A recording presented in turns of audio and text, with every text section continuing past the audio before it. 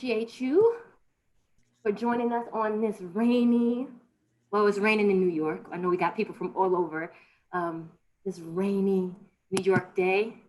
It was snowing out in Colorado, where someone was from. I know we got people from the West Coast with us today. Um, super excited, super excited. Again, I am Nadine G. I'm one of the owners of the Be Well Experience. We are so excited to have you with us today. And we are about to kick off our relational wellness section. And so we have with us today, Mr. Mac.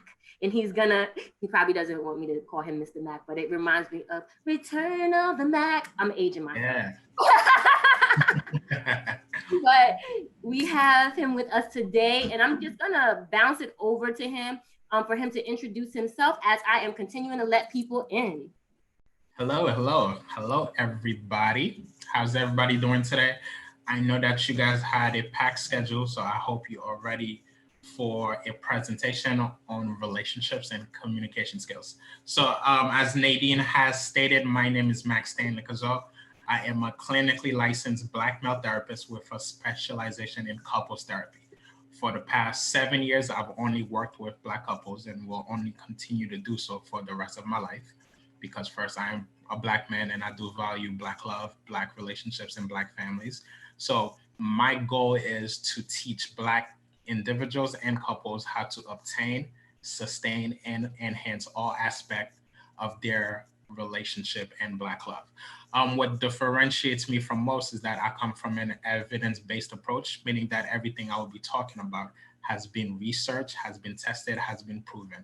I'm not here to offer my perspective. My opinion is not the gospel. I'm not here to provide objective views. I'm here to talk about the science of relationship and the science of effective communication skills. I hope you're excited. I would recommend that you have a pen and paper because we're gonna go through it quickly. You're gonna take a lot of notes. You're gonna have a lot of questions. And of course, please have some wine because we're about to have a very, very good time. All right, everybody ready?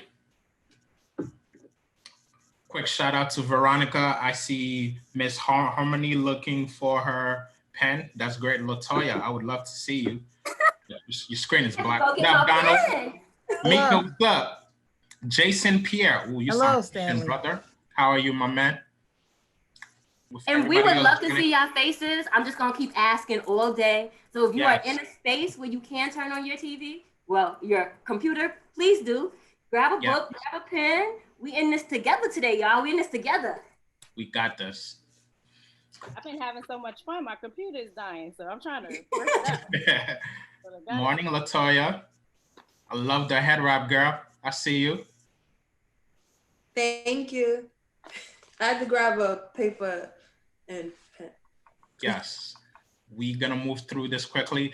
I did ask Nadine for 3 hours, but she only gave me 45 minutes. So if you do need more time, please send her a very nasty email afterwards. But you know, we'll make the 45 minutes count. Whenever I'm good to go, you let me know, Nadine. Yeah, go ahead. We can jump in. We've been waiting 5 minutes, so anyone else we'll just catch them up as they come in. Yes. So I will be using a PowerPoint so you guys can see exactly what I'm talking about.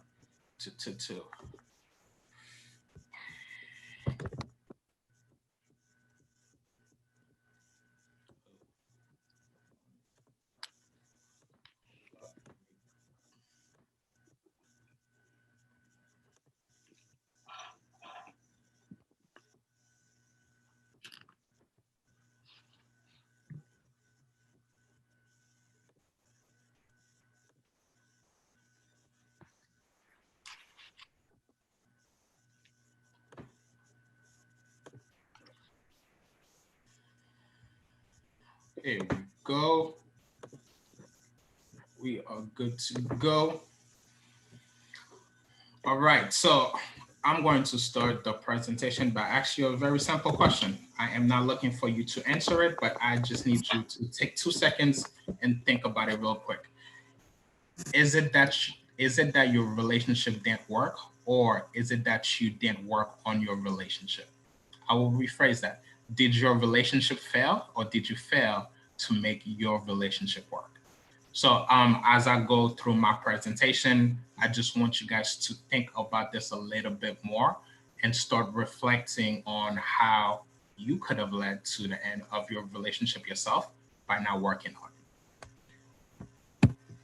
What is the best relationship advice you've ever heard? I just need you to go into the chat real quick and just give me a one quick answer of the best relationship advice you've ever heard.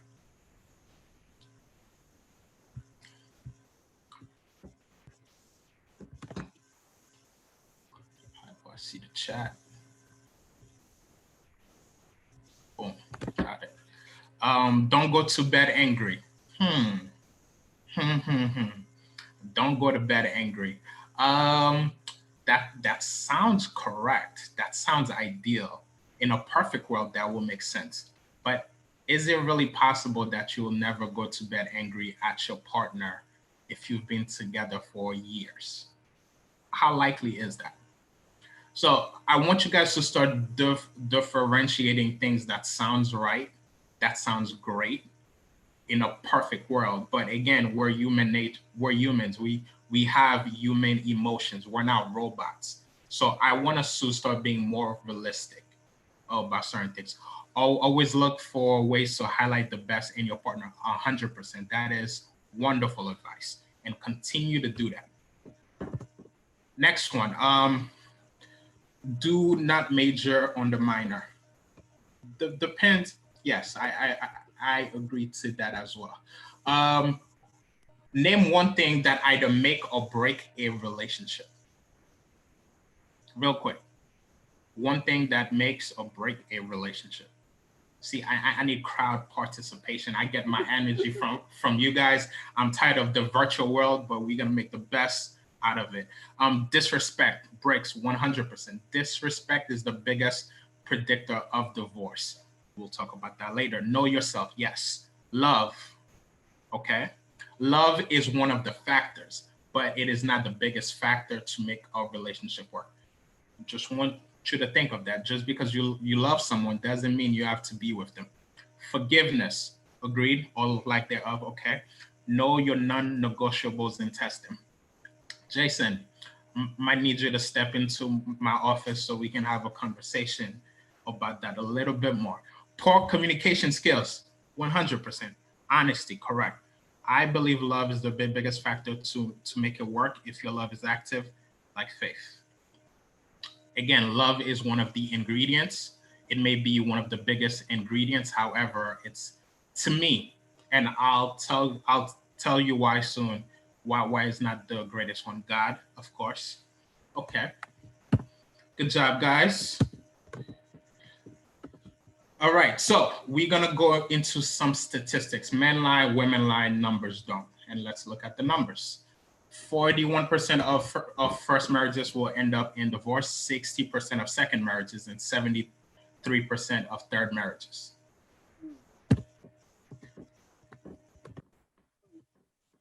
Question, what is the average length of a marriage?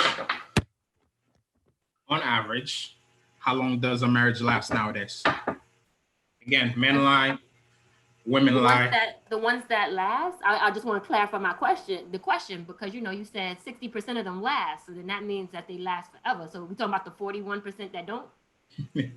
In general, on average, how long does a marriage last? On average. Let me pull up the chat real quick. Let me see. Guessing 2 to 5 years, okay. Jason, 7 years. Jason is correct. 10 years. Okay, sure. Yes, on average, a marriage lasts about 7 years. Sorry. Correct. A marriage lasts about 7 years. African Americans are less likely to get married and more likely to get divorced. I'm going to repeat that because I think that's very significant. African Americans are less likely to get married and more likely to get divorced. What is the divorce or breakup rate for Black women? Shoot me some numbers.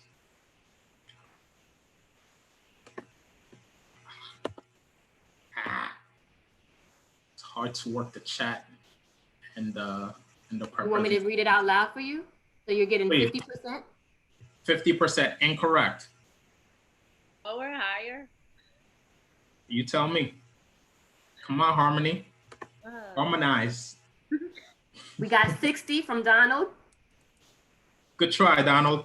70 from Latoya. Latoya is correct. 70. Latoya is correct. Let's go back. Boom. According to a study, 70% of marriage of Black women will end up in divorce.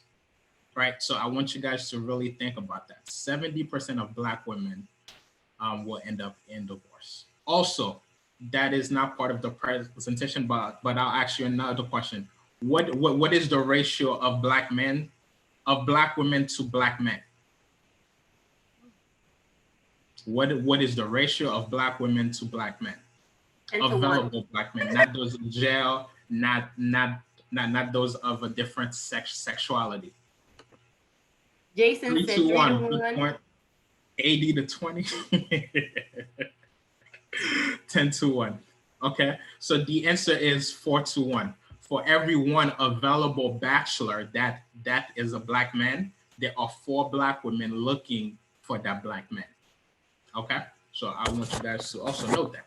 If you're looking for Black love and you're looking for a Black partner and you're unable to find one, that may be due to the fact that there are not a lot of available Black men that meet your criteria for a relationship. Who am I, right? My name is Stanley Cazeau. As I've stated, I'm a clinically licensed Black male therapist. I specialize in couples therapy. I am the owner of Therapy is for Everyone Counseling Services right here in New York City, where I only work with Black couples only.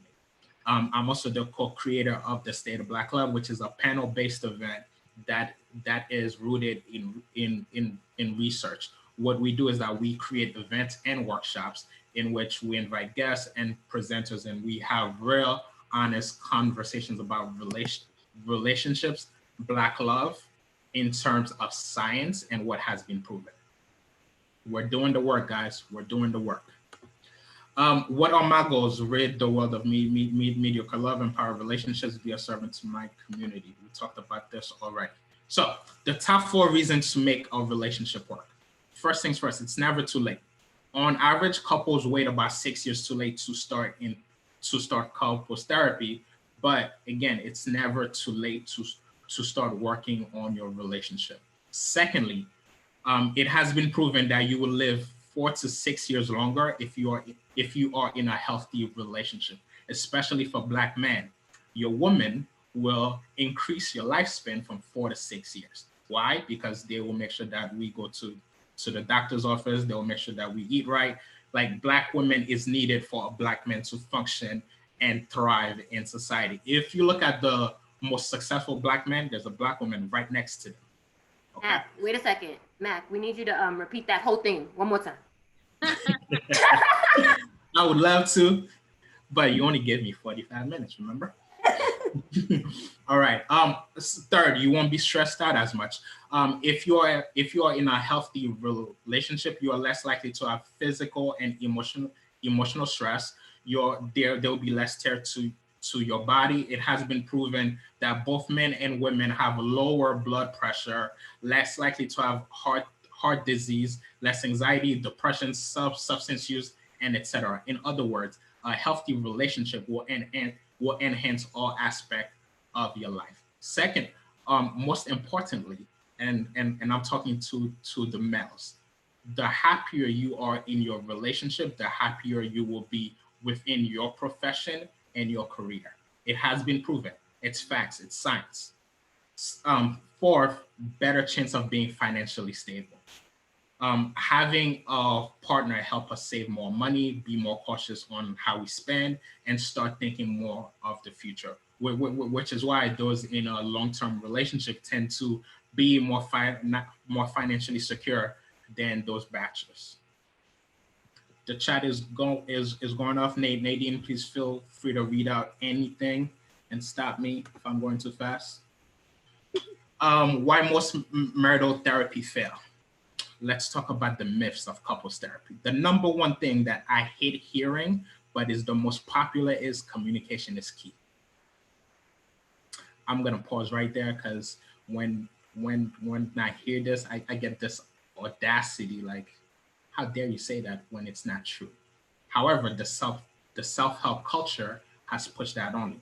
So let's talk about it real quick, right? Communication is key to some degree, right? But we need to learn how to communicate. So when I say communication is key, most people will respond back to me saying that we need to listen to understand as opposed to listen to reply. Again, one of the biggest myths of couples therapy, and we'll go deeper into it as I get into the presentation. But I just want to bring your attention to that. Active listening, successful conflict resolution.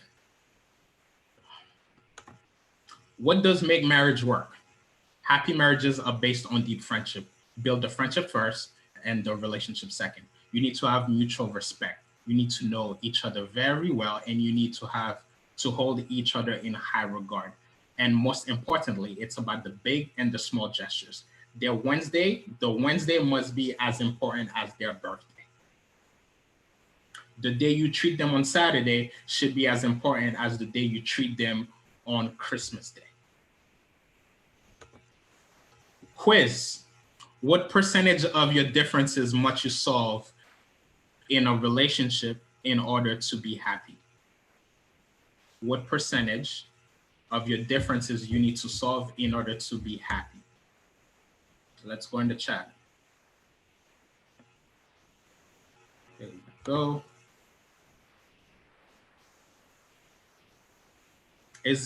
Jason asks, is it true that women's health takes a toll from marriage while men's health improve?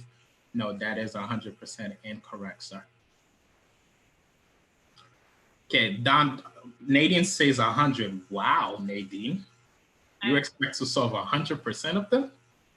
I'm just saying, it's what you how do you describe solve? Okay. Donald says 70 to 70 to 75. Jason says 70. Tanine says 100. Latoya says 30. Latoya, congratulations, you're 100% correct. 30%. Let's talk about why. So you only need to solve 31% of your differences in order to be in a healthy relationship. The remaining 69% will never be solved. Those are things that you just need to manage. For example, right, we can solve where we're going for Christmas and how we're going to celebrate Christmas. We can solve where we're going out to eat. We will never be able to solve our personality differences or our views on money. For example, I'm an introvert.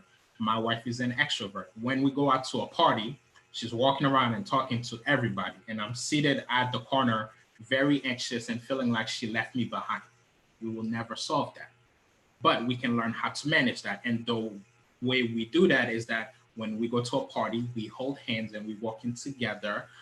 We talk to people together. And when she goes, she knows to come back within 10 minutes to just check on me to make me feel more at ease. Something else we'll never solve is our view of money. I like to spend, she likes to save. We'll never solve that. But the way that we've managed that is that I've turned all of the finances to her because she's better at it than me. I get my weekly stipend so I can go into Marshall's and ball out. This way, we're both happy. But if we're trying to solve that, we're gonna end up arguing over and over and over again.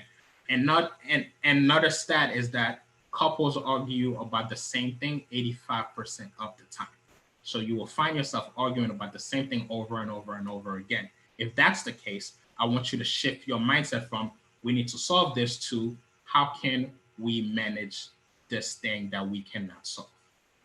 All right. So the key to a happy relationship is to solve the 31% and learn how to manage the 69%.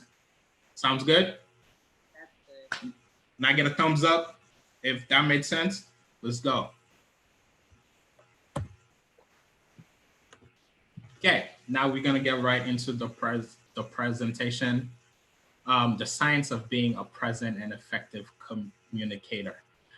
From 1 to 5, I want you guys to rate yourself on how good of a communicator you are.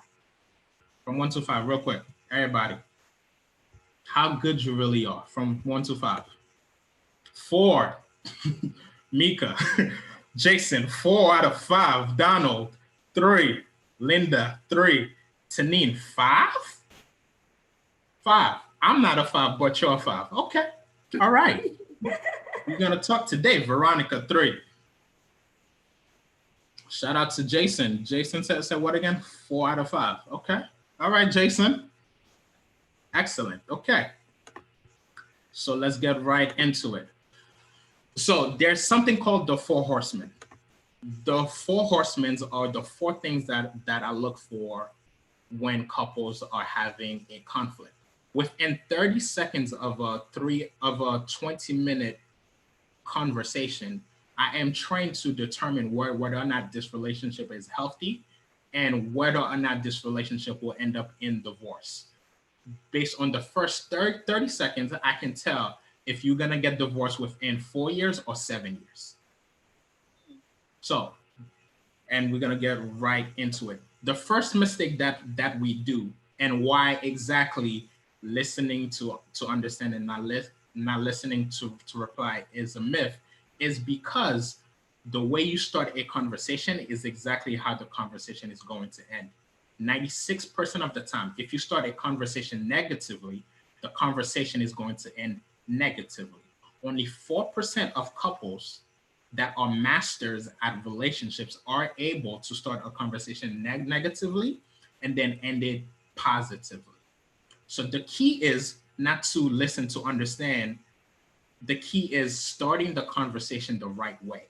And the biggest factor is if you start with a harsh startup. A harsh startup is it starts with a criticism or sarcasm. It's negative power in words, right? So for example, let's say I forgot to grab the milk from the store and I came home. You're selfish. You only think of yourself. You didn't think of us, which is why you didn't get the milk. You never think of me, right? So that's me criticizing my partner. So the way that you start the conversation again is exactly how it's going to end. The second sign is the second sign is criticism. There is a difference between a complaint and a criticism. You want to start a conversation with you complaining as opposed to you criticizing your partner. A complaint sounds like I'm really angry that you didn't sweep the kitchen last night. We agreed that we take turns. Could you please do it now? A complaint has 3 parts. Here's how I feel. I'm really angry. About what? You didn't sweep the kitchen last night. And here's what you need to do to solve it. Could you please do it now? As opposed to a criticism which reads, why are you so forgetful? I always have to sweep the kitchen floor when it's your turn. You just don't care. That's a criticism. That, ladies and gentlemen, will lead to a fight as opposed to the complaint leading to a conversation. The keywords that you want to avoid whenever you're arguing with your partner is you always and you never.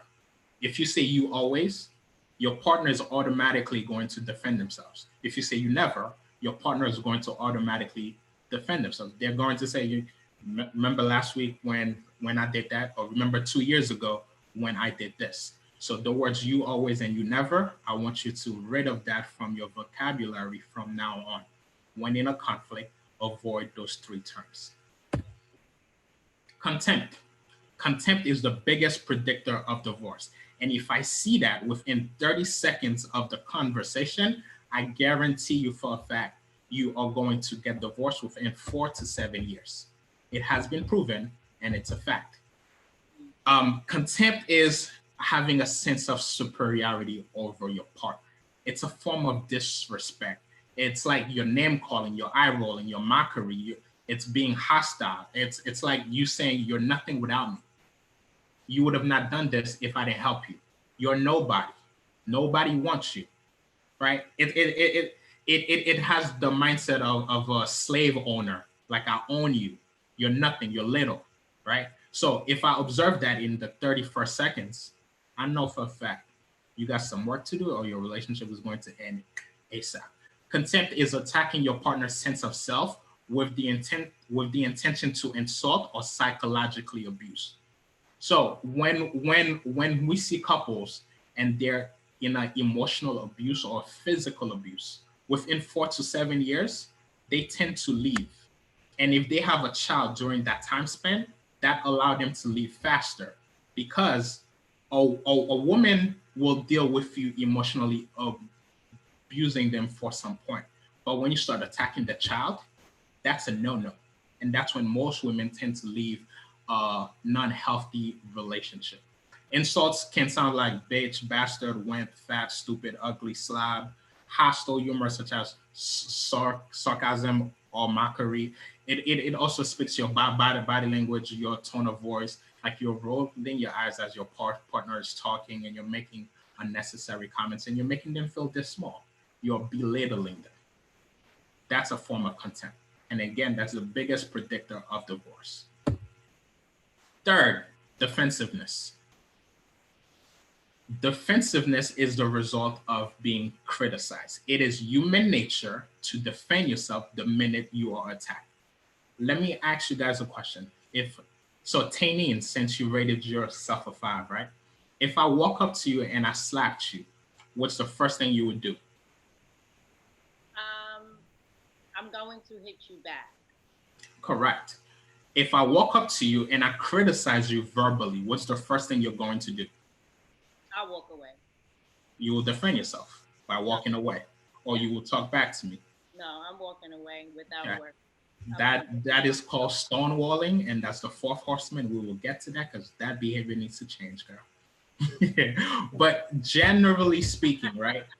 If I slap you, you will slap me back because that's you defending yourself, and that's human nature. It's the same thing with words.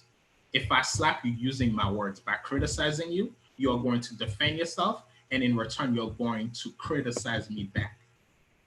So, which is why, again, it's very important as you start the way that you start a conversation. So, making excuses like it's not my fault or I did it. It's external circumstances being your control force you to act in a certain way. Or cross complaining. It's when you're meeting your partner's complaint or criticism with a complaint of your own. Meaning that if I say, well, you're selfish for doing this, and your reply to me is, well, you're selfish too because you did this last week.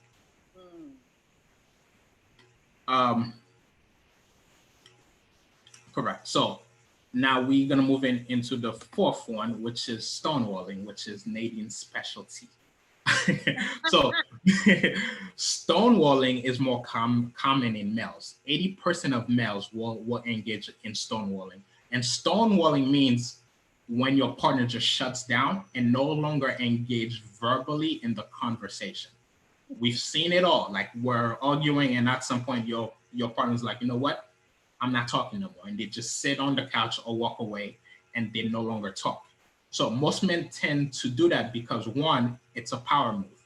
By me walking away, that's me taking the power away from you from continuing this conversation. Secondly, that is a way of them, that is due to them being so criticized that their body can no longer process the information that is being given to them. They're criticized so much that now they have to decide whether to fight or flight. When we observe domestic abuse, it's usually due to stonewalling.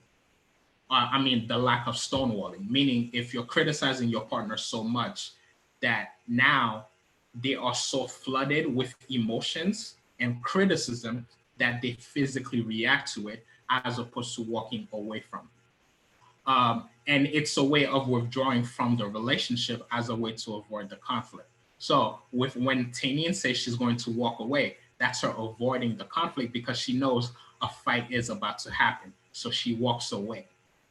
But just because you walk away doesn't mean that we don't need to have this conversation at some point. Right. Okay? I agree real quick. And I just put it in the chat. I walk away to give it some space. and then go back to it because we have to have the conversation. But Correct. I need to give it space so I don't end up on the news. You see, you are proving my point, and you rated yourself a 5. Just saying. Okay. Stonewalling can look like stony silence, monosyllabic mutterings, changing up the subject, removing yourself physically, and the silent treatment. How often do we hear couples saying, "Well, he's giving me or she's giving me silence treatment"? Again, that is stonewalling. Secondly, when you stonewall, meaning that you're no longer engaging, your partner is like, "Okay, you need to hear me out." So they start speaking a lot more, or they start using certain terms to cause a reaction out of you. So, ladies and gentlemen, if your partner walks away from the conversation, honor that space. Do not follow them and keep on talking. They're walking away because their body and their mental health can no longer deal with the output of criticism. So by you needing to get something out of them to show that they are engaged in the conversation, that will lead to a further issue, and eventually or possibly you're going to end up on the news, as Tinin said. So if your partner walks away, give them that break so you can return to a conversation later when cooler head prevails. So how do we avoid the 4 horsemen and start engaging in effective communication skills? Instead of criticism, right, meaning you never do this, you always do this, use a gentle startup. A gentle startup sounds like, I feel neglected when we do not talk throughout the day, and then I'm expected to do all of these things at home. I feel neglected because we're not spending enough time together. I miss your friendship. I miss your love, and I miss spending time with you. That's a gentle starter versus you don't care about me. You're selfish. You only hang out with your friends. You don't care about the relationship. I'm a non-factor to you. You're selfish. Defensiveness. Defensiveness is again is our response to criticism. If I attack you, you're going to defend yourself. If I slap you, you're going to try to block my slap, or you're going to slap me back. That's you defending yourself. So a way to avoid that is when a gentle startup is used, you got to take responsibility for your part in the issue. Again, I feel neglected because we have not been spending enough time together. I miss your friendship. I miss being with you. I miss laughing with you. I miss us. You know what, babe? You're right. Lately, I've been working a little bit more because Christmas is coming up and I want to get you this Birkin bag. But I am realizing that spending time with you is far more important than something materialistic. Contempt. Contempt, again, is what? I'm making all this money and taking care of you, and you just stay at home, and you're gonna tell me that I don't care about us? Yo, you wouldn't have this car if it wasn't for me. You wouldn't have this bag if it was not for me. You see, the narcissistic, the alpha self is coming out, and I'm making her feel this small. So the way of doing that is describe your own feelings and your own needs. You you know what, babe? Like, I enjoy buying you expensive things, and I realized that in order to do so, I would need to make more money, which is why I picked up more hours at work. However, I'm realizing that is not the case, so I'm going to make that change. Stonewalling, Nadine, instead of walking away, instead of giving the silent treatment, you got to do some physiological self-soothing. If you find yourself overwhelmed, you got to take a 20-minute break and return to the conversation with a cooler head. A way of noticing if you are flooding is by paying attention to your heart rate. A male, if your heart rate is 100 beats per minute, that means that you are currently flooded. Flooded means that you cannot hear any more information and have a conversation. You need to take a break. For women, it's 80 beats a minute, right? So when I do couples therapy, I have each partner wear a a heart rate monitor on their finger. So when we're having these tough conversations, they are able to see what their heart rate is. So they can start realizing when my body start behaving in this manner, that means that I'm flooded and need to take a break from the conversation. And that is all, because that is all the time that was provided to me. We have about 10 more minutes. I am open for some Q&A.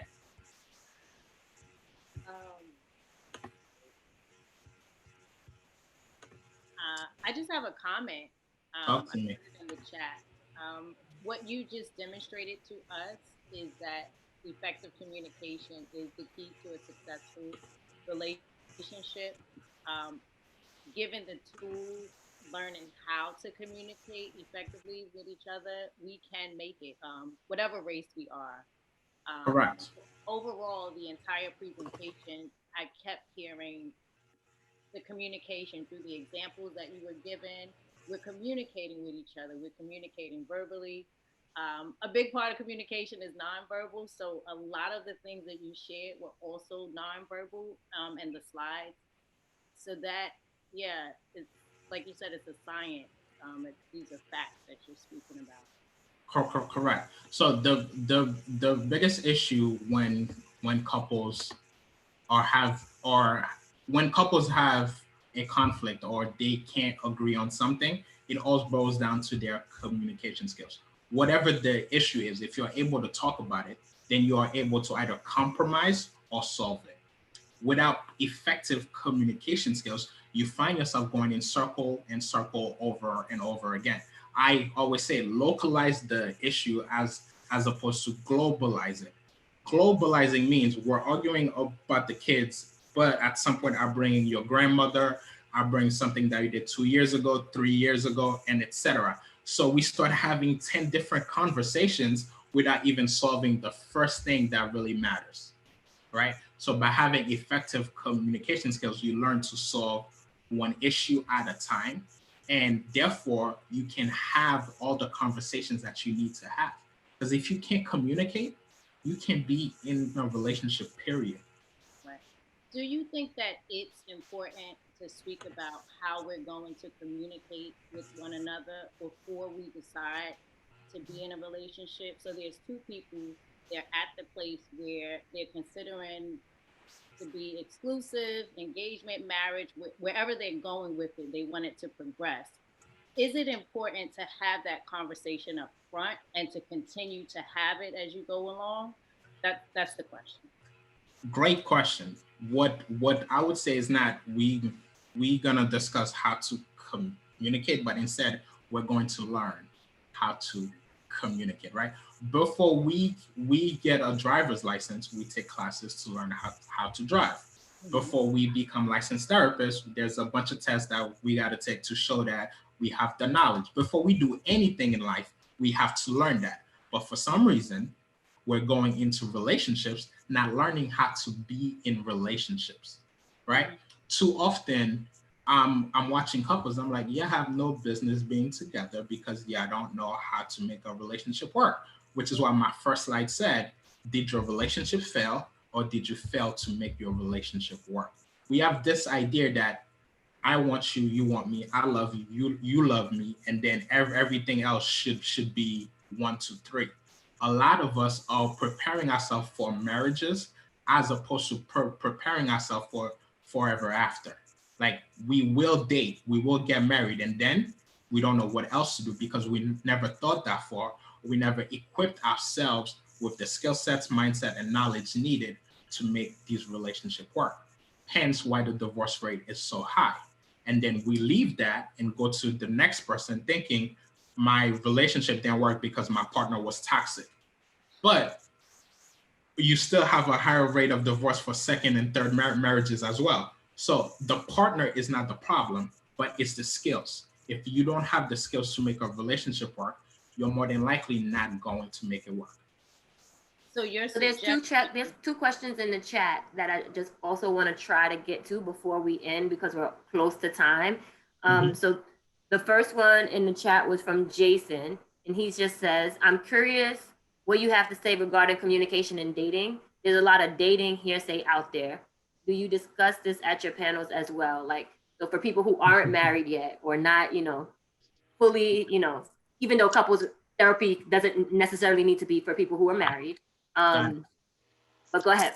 Yeah. So again, the onset of social media has led to so many experts just using what they're used to and what they've experienced as the gospel.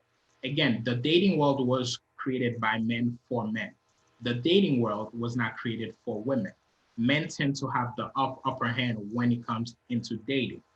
So I'm also a dating coach, but exclusively for women, due to the fact that us males, we've been given the game, right? There are books written for males on how to win women over, but it's very rarely do others teach women exactly how to behave in I don't want to say behave, how to deal with the dating game. For example, men are free to multi-date. But when a woman is dating more than one guy, they're called all types of names. But in reality, that is the best approach to date.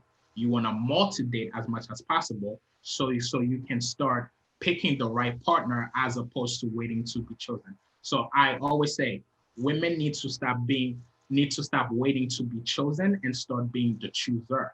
And what that means is not allowing males to say, you know what, I want to date you. And you say, okay, cool, let's date. As opposed to women saying, okay, I'm going to date 5 guys. And out of these 5 guys, I'm going to select the best partner for myself.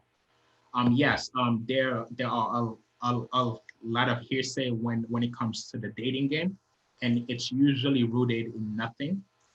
It's not rooted in science nor facts. So that's why my approach to both dating and both couples therapy is different. The next one in the chat is, how do we get our point across without getting our message misconstrued? Beautiful. If your message is being received misconstrued, then you failed to communicate properly. If you speak Spanish and I speak English, I cannot be upset at you for misunderstanding my message. It is my responsibility to communicate to you in a way that you're going to get it. The same goes for relationships. If you said something and your partner took it the wrong way, you should say to yourself, okay, if she took it the wrong way, then it's my fault because I miscommunicated. So you know what, babe? I'm sorry. It sounds like you kind of missed what I was saying, and that's possibly due to me not saying it properly. So do you mind if I restart and re-say it in different ways in hopes that I can convey my thoughts clearly to you so you can get it? She say yes. And then you rephrase it in a way that to ensure that she gets it. So I want to say thank you. I think that this conversation has been very rich, and I for sure know we could have actually went these 3 hours to get everybody's thoughts and the questions in.